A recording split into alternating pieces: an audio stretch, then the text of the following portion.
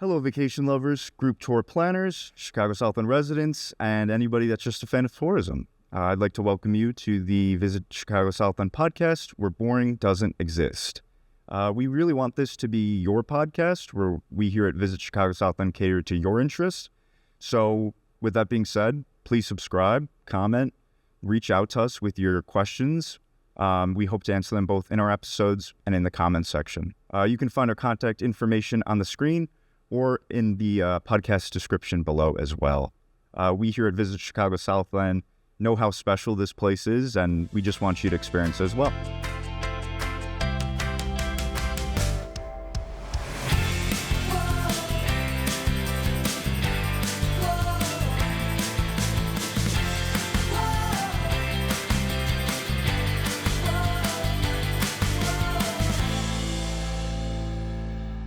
Welcome to the Visit Chicago Southland podcast, where boring doesn't exist. I'm your host, Liam Doyle, and today I'm here with special guest Ken Reynolds, Director of Venue Operations of Fox Pointe over in Lansing. Ken, thanks for being here today. It's a pleasure. Thank you very much for having me. Absolutely. If we could just get straight into a little bit of Fox Pointe's history and kind of how you guys got to where you are today. Absolutely. So I joined the village in 2017. And at that point, the prior administration, Mayor Abbott's administration, and the community had worked to design what Fox Pointe was going to be. Centrally located, in our downtown area, and a piece of property that was being conveyed that the village purchased to be able to turn this into an event space. The greatest thing about this has been, for me personally, to see this from the ground up. And so the construction began in 2017 and ended in 2018. We determined that Wednesday nights were going to be a night that we were going to feature as a music series. And what we found was the design of the property was very well done by Mayor Abbott's administration. And now we saw what it could become. This really beautiful stage area, a very large open lawn, kind of main seating area. And then the surprise to me has been the pavilion, which is, across from the main stage. It's 90 by 40. But now there's people underneath there that maybe don't want to sit quite as close to the music, or for any event, picnic tables and that type of, group seating.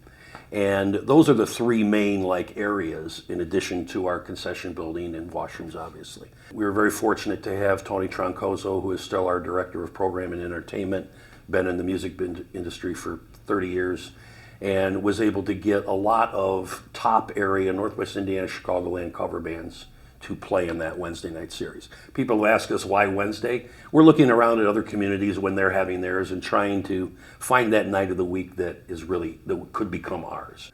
And our crowds right now average on a Wednesday night, we're very fortunate, between anywhere from 1,000 to 1,500 people that are coming to these concerts. It's a large piece of property, and we recognize the ability to drive people, destination driver, to Lansing, to not only go to the events, but then to shop and to eat and to participate in other Lansing, businesses when they're there, or just even know that they're there and come back the next day or whatever it might be. And we came up with an idea that is one of our most successful, and that's our Halloween trick-or-treat. Yeah. And so businesses, nonprofit organizations, schools all come out, they bring their sugar, candy them up, and they can PR their business or their organization to the parents that are there. Meanwhile, the kids are making the lap around, and seeing booth after booth. And it's been one of our most popular events. We average 2,000 to 2,500 people on the Saturday closest to Halloween. We thought it might be a one-off and then it would go away. That has not been the case. Sure. So our concerts are all free on Wednesdays. We're very fortunate to be able to do that, but we need people to have a drink, have a sandwich, do some things. So the Wednesday night concert series has become a staple. Yeah. And we've been very fortunate. I think, you talk about branding, I know you guys do as well, but I think now we're known for those Wednesdays. Yeah. It's kind of a niche. So we are going to make an aggressive effort starting this year. June 9th will be our first one on Tuesdays from 9 to 1, and we will have a legitimate farmer's market in Fox Pointe that people can come to. It will include acoustic entertainment. It will include family yoga, that type of thing. And the people will be able to experience Fox Pointe and also patronize these vendors. Yeah. And that's where the venue, from a civic perspective, this is something we've got to continue to work at. It can't always be a drummer and a lead singer, and a guitar player. Sure. It has to be, a plethora of things, to use a corny word, but and a wide variety of events. Also that are coming at times of day that aren't always 5 o'clock to 10:30 at night. What do you think about Fox Pointe makes it so special, and why visit? I think it's two main things. One is the design, the architectural design and everything else. It's incredibly well done. And so the look that when you first walk in, we've heard this comment a million times. Wow, I didn't know you had this here. And then the other thing that's important is the talent that you put on that stage. Sure. And the quality. There's a balance between trying to find, a diverse mix of music that's going to draw people and continuously draw people. Yeah. And then finding the ones that everybody wants to see every year, but we run 13 Wednesdays, that's aggressive. Then finding new bands that meet that threshold. Sure. Of they've got a following and that they are able to, bring us our 1,000 to 1,500 on a nice Wednesday. Yeah. And I think those things, the optics and then the quality of the programming that we're putting out there, yeah. I think those are two that really jump to me. Are there any key events or attractions that come to Fox Pointe that you think viewers specifically might have a lot of interest in or really should consider coming out for? I think there are a couple that pop to mind. Obviously, I love all our events. I'm the director, I'm going to say that, right? Of course. But the event that we are now going to have our fourth one this year, and it's around Labor Day weekend, is Mexico and El Corazon.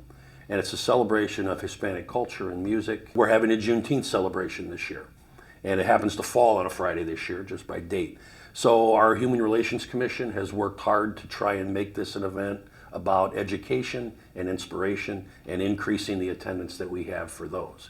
Yeah. A different time of the day and a completely different focus on what the venue is, because that draws a different crowd. Yeah. And now word of mouth spreads about the venue in general. Absolutely. Some specific initiatives that Fox Pointe is planning potentially, or that you guys have coming in the near future that you want to let people know about? This is a weird year for Lansing in a good way. How anniversaries fall. So we have the 250th anniversary of our country. We have the 100th anniversary of the Ford Hangar, which is at the Lansing Airport, the historic Ford Hangar. We have the 50th anniversary of Lansing owning the airport. And then you have, on a different note, you have the 25th anniversary of 9/11, which is a completely different, but something we need to never forget. Yeah. So these 25, 50, 100, 250, it's just weird they all fell in this year. Yeah. So what we're looking at, our historic Ford Hangar is a building that the Village of Lansing makes we don't hide it at all. We really think this can be a destination for events of all types to be held. It's 13,000 square feet. It is an old airport hangar that Henry Ford. I kid openly, if it was called the Johnson Hangar or the Jones Hangar, I don't know if it would be as popular. But as a Ford hangar, people are very interested in being in that building. Sure. And the architecture, Albert Kahn was the architect with the windows and that, it draws people's attention.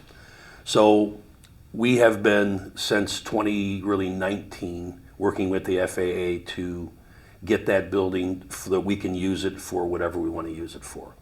And so this particular year, with the hangar turning 100, we are having a 2-day event on September 18th and 19th.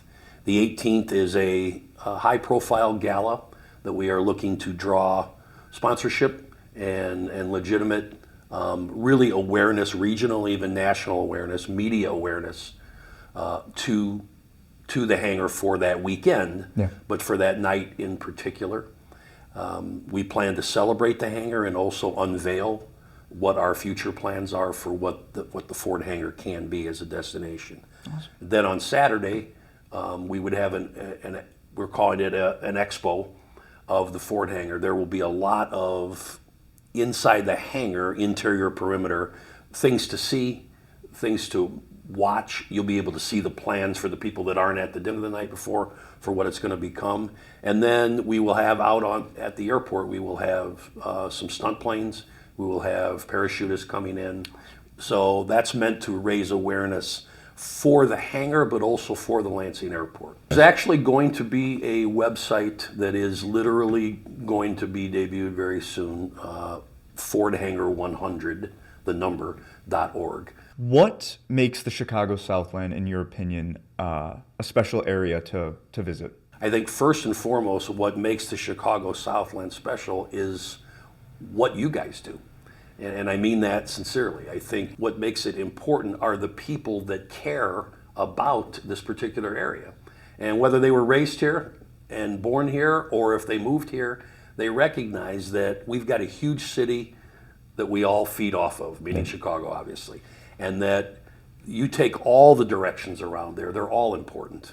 And that's what I like about my role. I think that's what we want to continue to tap into. Yeah. And that pride of, again, what have we been, what are we, and where are we going to be. Ken, I want to say thank you very much for joining me today. Appreciate it very much. Fantastic to talk about Fox Pointe and everything you guys got going on over there in Lansing.